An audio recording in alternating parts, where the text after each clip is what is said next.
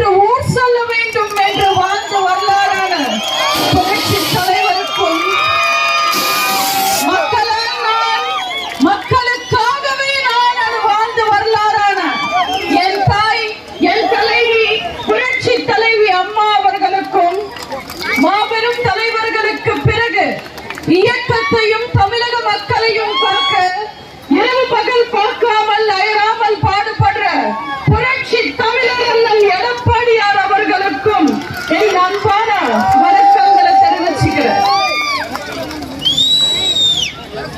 அதிமுக அஸ்திவாரங்களில் ஒருவர், கோவை மக்களின் செல்ல பிள்ளை நம்ம அண்ணன் எடப்பாடியார் அவர்களின் போர்க்கள தளபதி, நம்ம நம்பிக்கை நட்சத்திரம் முன்னாள் அமைச்சர் என் அண்ணன் எஸ்பி வேலுமணி அவர்களுக்கு என் அன்பான வணக்கங்களை தெரிவிச்சுக்கிறேன். என் மேல அன்பும் பாசமும் கொண்டவர் இந்த மாவட்ட கழக செயலாளர். போன முறை உங்க வாக்குகளால உங்க ஆதரவால இந்த சட்டமன்ற உறுப்பினராக ஜெயிச்சு இன்னைக்கு அதிமுகவை காக்கிறதுக்காக வந்திருக்கிற இந்த தேர்தல்ல கடுமையா வேலை பார்க்கிற நம்ம மாவட்ட கழக செயலாளர் அவர்களுக்கு இன்னைக்கு இந்த பிரச்சார கூட்டத்துல பேச வாய்ப்பளித்ததுக்கு நன்றிகளையும் என் வணக்கங்களையும் தெரிவிச்சுக்கிறேன். இந்த வடவள்ளி பகுதியின் செல்ல பிள்ளை, இந்த பகுதி இளைஞர்களின் நம்ம அமைச்சர் எஸ்பி வேலுமணி அவர்களின் அன்பு சகோதரர், எங்க குடும்ப நண்பர் இன்ஜினியர் சந்திரசேகர் அவர்களுக்கும்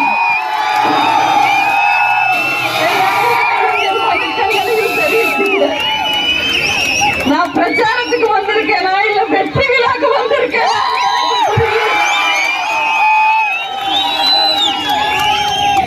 என் பேச்சை கேட்க ஆவலுடன் வருகை தந்திருக்கும் தாய்மார்களுக்கும் பெரியோர்களுக்கும் உள்ளது உள்ளபடி நல்லபடி கூறும் ஊடக நண்பர்களுக்கும் மரியாதைக்குரிய காவல்துறை அதிகாரிகளுக்கும் புரட்சி தலைவரின் ரத்தத்தின் ரத்தமான புரட்சி கழக உடன்பிறப்புகள் அத்தனை பேருக்கும் என் அன்பான வணக்கங்களை தெரிவிச்சுக்கிறேன்.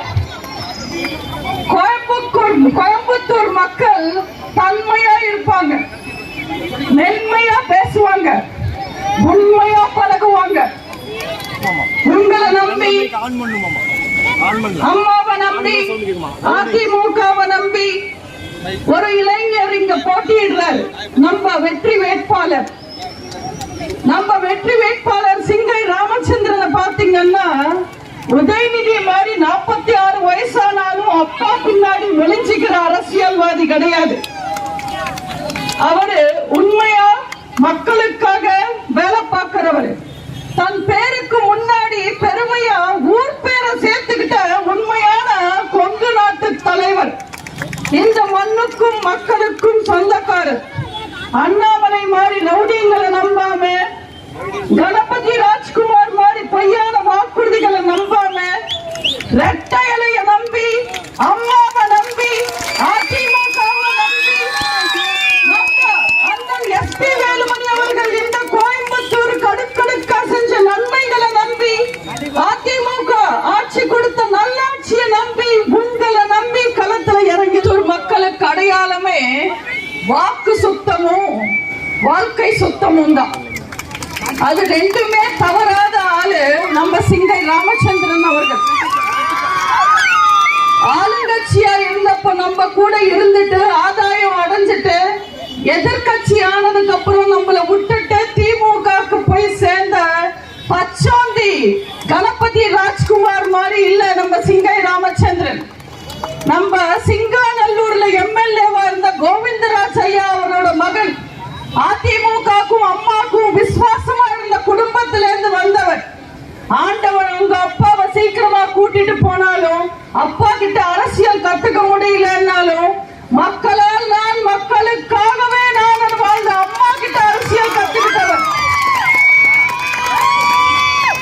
நெஞ்சம் உண்டு, நேர்மை உண்டு, ஓடு ராஜா என்ற வழியில புரட்சி தலைவர் வழியில கட்சியை நடத்துற அண்ணன் எடப்பாடியார் கிட்ட அரசியல் கத்துக்கிட்டவர் நம்ம சிங்கை ராமச்சந்திரன் அவர்கள் உங்களை நம்பி மக்களை நம்பி தேர்தல்ல நிக்கிறாரு.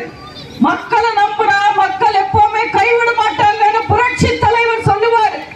அதுல கொங்கு மக்கள் கூறு போட வந்தவனுக்கே சோறு போடுற மக்கள். உங்களை நம்பி வந்த சிங்கை ராமச்சந்திரனை நிச்சயமா நீங்க எல்லாரும் ஜெயிக்க வைப்பீங்க. கணபதி ராஜ்குமார் பத்தி நான் சொல்லி நீங்க தெரிஞ்சுக்கணுமா? புது பொண்டாட்டி மோகத்துல பெத்தவளையே அனாதையா விட்டுட்டு ஓடுறது எப்படியோ, வளர்த்து விட்டவங்களை விட்டுட்டு வசதியானவங்களை தேடி போடுறது எப்படியோ, அதே வேலைதான் கணபதி ராஜ்குமார் செஞ்சிருக்காரு.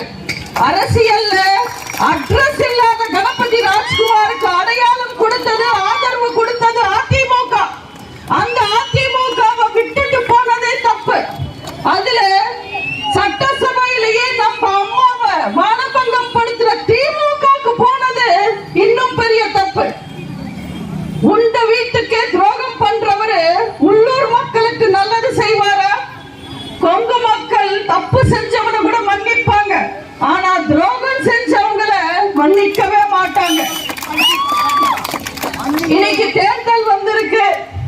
பிரச்சாரத்துக்காக நிறைய பேர் வெளியில சுத்திக்கிட்டு இருக்காங்க. நிறைய பேர் பைத்தியம் பிடிச்ச மாதிரி பேசிக்கிட்டு இருக்காங்க. பட்டுக்கோட்டைக்கு வழி கேட்டா கொட்டப்பாக்குக்கு விலை சொல்ற மாதிரி பேசுறாங்க ஸ்டாலினும் உதயநிதியும்.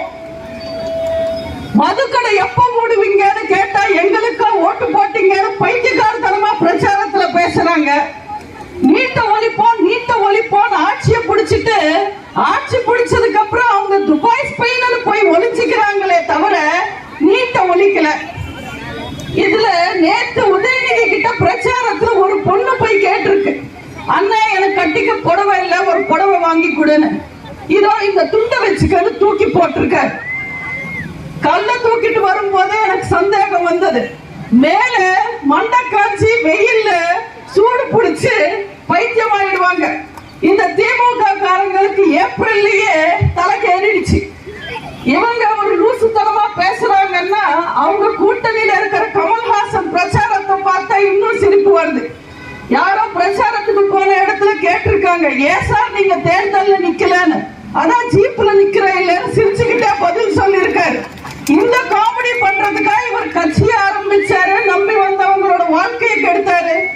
அவர் மட்டும் ராஜ்யசபா சீட்டு வாங்கிட்டு செட்டில் ஆயிட்டார்.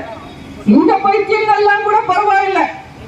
இன்னொரு பைத்தியம் முத்தி போய் சுத்திக்கிட்டு இருக்கு கோயம்புத்தூர்ல. ஏதோ படத்துல வடிவேலு நானும் ரவுடிதான் கத்துற மாதிரி நான் தான் தலைவன் ஒரு ஆட்டுக்குட்டி சுத்திக்கிட்டு இருக்கு. திருவிழா முடிச்சதும் ஆடு பலி கொடுக்கிறது வழக்கம். அந்த ஆட்டை வளர்த்தவனே பலி கொடுப்பான்றதுதான் வரலாறு. ஆட்டுக்குட்டி எங்க வேணும்னாலும் சிங்கம் வேஷம் போடலாம். வர்றவங்க போறவங்கள 1000 அண்ணா சொல்லி கூப்பிடலாம். ஆனா இந்த தேர்தல் முடிஞ்ச உடனே ஆட்டுக்குட்டி மட்டன் பிரியாணி ஆக போறது மட்டும் கன்ஃபார்ம். தமிழ்நாடு பொறுத்த வரைக்கும் பிஜேபி தாமரை கிடையாது, கருவேல மரம் தான். அது வளரவே கூடாது. அப்படியே வளர்ந்தாலும் நம்ம வெட்டிடணும். அண்ணாமலை சொல்றாரு, திமுக அதிமுக சேர்ந்து எங்களை எதிர்க்கிறாங்கன்னு. திமுக அதிமுக மட்டும் இல்ல, தமிழ்நாட்டு மேல பாசம் இருக்கிறவங்க, நாட்டு மேல அக்கறை இருக்கிறவங்க யாரா இருந்தாலும் ஒண்ணு சேர்ந்து பிஜேபிய எதிர்ப்பாங்க. பிஜேபியும் அண்ணாமலையும் அவ்வளவு ஆபத்தானவங்க. இன்னைக்கு தேர்தல் வருதுன்னு என் மண்ணு என் மக்கள்னு யாத்திரைக்கு போய் அட்வர்டைஸ்மெண்ட் கொடுக்கிறார் அண்ணாமலை. இதே அண்ணாமலை கொஞ்ச நாள் முன்னாடி நன்ன மண்ணு நன்ன ஜன, நான் ஒரு உண்மையான கன்னடிகான அட்வர்டைஸ்மெண்ட் பண்ணி கர்நாடகால பிரச்சாரம் பண்ணவர் அண்ணாமலை. இவங்களெல்லாம் தயவு செஞ்சு நம்பாதீங்க. ஆதாயத்துக்காக அரசியலுக்காக மொழியையும் இனத்தையும் மாத்துறவங்க ஒரு நல்ல தலைமை இல்ல, ஒரு நல்ல மனுஷனாவே இருக்க முடியாது. ஒரு கிரிமினலே ஆபத்தானவன். அந்த கிரிமினல் போலீஸ் ஆனா இன்னும் ஆபத்து. அந்த கிரிமினல் போலீஸ் அரசியல்வாதி ஆனா நாட்டுக்கே ஆபத்து. அண்ணாமலை ஜெயிச்சா, மோடி ஜெயிச்சா, பிஜேபி ஜெயிச்சா இந்திய மக்கள் சந்திக்கிற கடைசி தேர்தலா இருக்கும் இந்த தேர்தல். இது நான் பிஜேபி நிதியமைச்சர் நிர்மலா சீதாராமன் கணவரே சொல்லிருக்காரு. வடிவேலு பாஷையில சொல்லணும்னா கரடிய காரி துப்புட சம்பவம். அண்ணாமலை எல்லாம் ஹிந்துத்துவ பேசுறாரு. ஹிந்துத்துவ பேசி தமிழ்நாட்டுல அரசியல் பண்ண முடியாது. ஏன்னா இங்க அதிமுக எல்லா மக்களையும் சமமா பார்த்தவங்க. எங்களுக்கு அம்மாவும் அல்லாவும் மாரியும் மேரியும் வேற வேற கிடையாது. எங்களுக்கு ஜாதி பேதம் கிடையாது, மத பேதம் கிடையாது. எல்லா மக்களையும் சமமா பார்த்தவங்க நாங்க. எங்க அம்மாவோட வேதமே மக்களால் நான், மக்களுக்காகவே நான் தான். தமிழ்நாட்டு மக்களை ஏமாத்தலான்னு இன்னைக்கு ஆளாளுக்கு ரோட் ஷோ வந்திருக்காங்க. திரும்புற பக்கம் எல்லாம் road show. Modi road show, Amit Shah road show, ராகுல் காந்தி ரோட் ஷோ. எல்லாரும் ரோட்ல இறங்கி வித்த காட்டுறாங்க. இதுல வேற அண்ணாமலை பெருமையா பேசுறாரு. என்னன்னு, எடப்பாடியாருக்கு தில்ல இருந்தா ரோட் ஷோ நடத்த சொல்லுங்க, வித்த காட்ட சொல்லுங்கன்னு. தம்பிக்கு ஒரு விஷயம் புரியல. கைத்தட்டல் வாங்குறதுக்கு குரங்குதான் குட்டி காரணம் போடணும். சிங்கம் சும்மா சிலிட்டுக்கிட்டு இவங்கெல்லாம் யார்கிட்ட அரசியல் பேசுறாங்க? 52 வருஷ ஆலமரம் இந்த அதிமுக. இத நேற்று உழைச்ச புல்லெல்லாம் அசைச்சு பார்க்கணும்னு நினைக்கிறது முட்டாள்தனம். தமிழ்நாட்டு மக்களுக்கு எதுவுமே செய்யாம, ஒரு திட்டம் தீட்டாம, ஒரு முறையும் ஆட்சியில இல்லாம, வாயில்லைன்னா ஒரு நாயும் சீண்டாதுன்ற வார்த்தையை நம்பி அரசியல்ல பேசுறாரு அண்ணாமலை. அந்த அண்ணாமலை எல்லாம் நோட்டாக்கு தான் சமம்ன்றது இந்த தேர்தலில் தெரிஞ்சுப்பாரு. பிஜேபி இங்க ஒரு சீட் இல்ல, டெபாசிட் கூட வராது.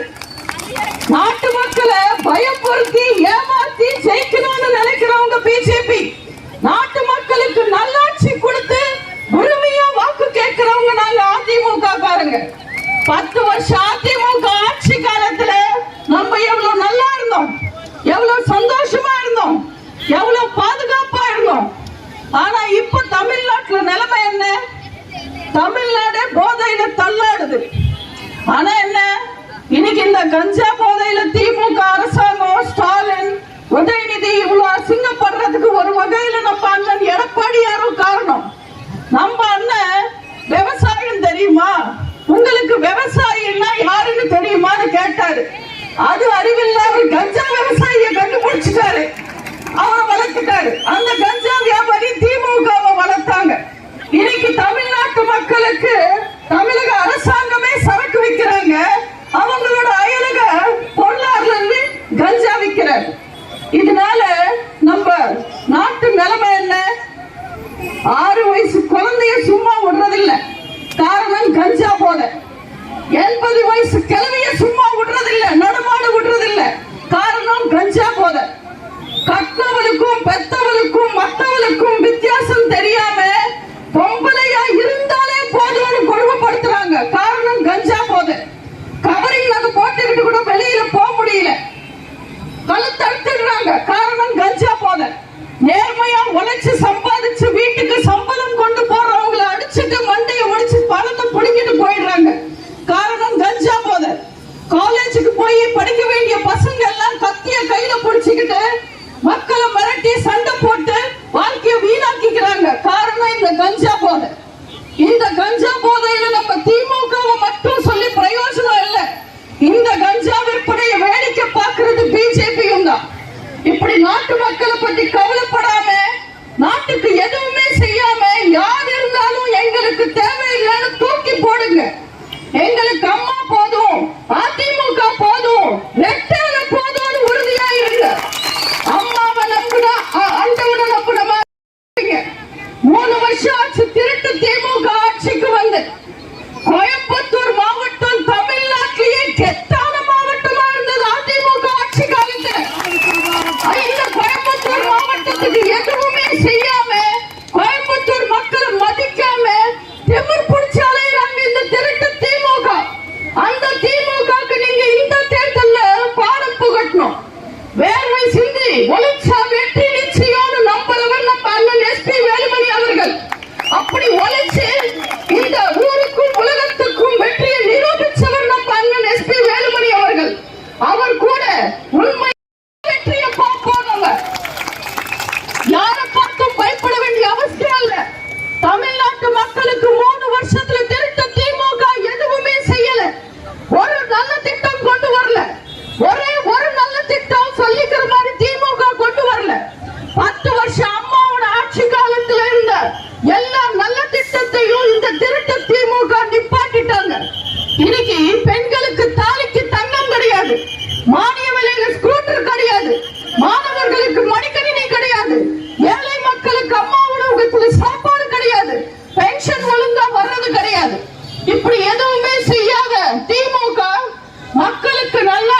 நமக்கு தேவையில்லை, 4 விளம்பரம் கொடுத்தா போதும், 4 பொய்யான வாக்குறுதி கொடுத்தா போதும்னு நினைக்கிறாங்க. திமுக விளம்பரம் தராங்க. இந்தியாவை காக்க ஸ்டாலினா, ஸ்டாலினை தூக்கவே இல்லை, கஷ்டப்படுறாங்க. 4-5 பேர் சேர்ந்து தூக்குனாதான் அவங்க சீப்லயே உட்கார வைக்க முடியுது. இதுல இவர் இந்தியாவை காக்க போறாரா? இது எப்படி இருக்குன்னா, உள்ளூர்ல ஓனா பிடிக்க துப்பு இல்ல, இவர் டெல்லிக்கு போய் டைனோசர்ஸ் பிடிப்பாராமா. மக்களுக்கு எதுவுமே செய்யாம மக்களை மறுபடியும் ஏமாத்திடலான்னு திருட்டு திமுக வாக்குறுதி கொடுக்கறாங்க. திமுக சொல்றாங்க, இந்த தேர்தல்ல ஜெயிச்சா 500 ரூபாய்க்கு சிலிண்டர் தருவாங்களா, 75 ரூபாய்க்கு பெட்ரோல் தருவாங்களா, 65 ரூபாய்க்கு டீசல் தருவாங்களா? நீங்களே சொல்லுங்க, ஜெயிச்சதுக்கு அப்புறம் திமுக தருவாங்களா? உங்களை திரும்பி பார்ப்பாங்களா? அப்படியே திமுக கொடுத்தாலும் 500 ரூபாய்க்கு சிலிண்டர் தருவாங்க, ஆனா உள்ள கேஸ் இருக்காது. 75 ரூபாய்க்கு பெட்ரோல் தருவாங்க, 1/2 லிட்டர் தருவாங்க, நாங்க பாதிதான் சொன்னோம்னு சொல்லுவாங்க. 65க்கு டீசல் தருவாங்க, ஆனா தகுதியான டிரைவர்ஸ்க்கு மட்டுமே கொடுப்போம்னு சொல்லுவாங்க. யாருக்குப்பா தகுதி இருக்குன்னு கேட்டா, கண் பார்வை இல்லாத டிரைவர்ஸ்க்கு தான் தகுதி இருக்குன்னு. திமுக என்ன வேணும்னாலும் பேசுவாங்க. திமுக தேர்தலுக்கு முன்னாடி ஒரு மாதிரி பேசுவாங்க, தேர்தலுக்கு பின்னாடி ஒரு மாதிரி பேசுவாங்க. தேர்தல் சமயத்துல திமுக ஓட்டு பத்தி மட்டுமே கவலைப்படுவாங்க, தேர்தல் முடிச்ச உடனே வீட்டை பத்தி மட்டுமே கவலைப்படுவாங்க, மக்களை பத்தி கவலைப்பட மாட்டாங்க. உங்க வீட்டுக்கு வர்ற திருடன்னு நம்புறதும் ஒண்ணுதான், திமுக காரணம் நம்புறதும் ஒண்ணுதான். திமுக ஓட்டு போடுறதும் குரங்குக்கு கோட்டு போடுறதும் ஒண்ணுதான். சுத்த வேஸ்ட், ஒரு பிரயோஜனமும் இல்ல. இன்னைக்கு மக்களை ஏமாத்த திருட்டு திமுகவும் கிளம்பிருக்கு, வேஷம் போட்டிருக்கு மதவாத பாஜகவும் கிளம்பிருக்கு. 2 பேரையும் நம்பாதீங்க. என்ன பொறுத்த வரைக்கும் திமுகவும் பாஜகவும் ஒண்ணுதான், வேற வேற கிடையாது. என்ன, திமுக பயங்கரமா பொய் சொல்லும், பாஜக சொல்ற பொய்ய பயங்கரமா சொல்லும்.